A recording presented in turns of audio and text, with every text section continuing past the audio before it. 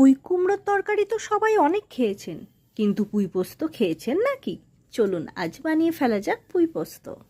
পুঁই পোস্ত বানাতে আমি প্রথমে একটা কড়াইয়ে সর্ষের তেল এবং তাতে 5 ফোড়ন নিয়ে নিয়েছি।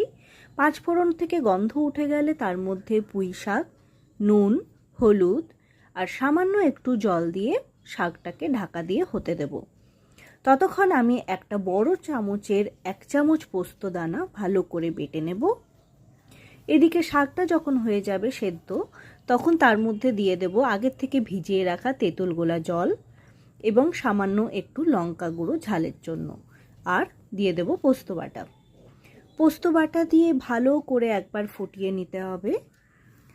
এই সময়ে নুনটাও একটু নুন মিষ্টি চেখে নিতে হবে, যদি কম হয় অবশ্যই একটু অ্যাড করতে পারবেন।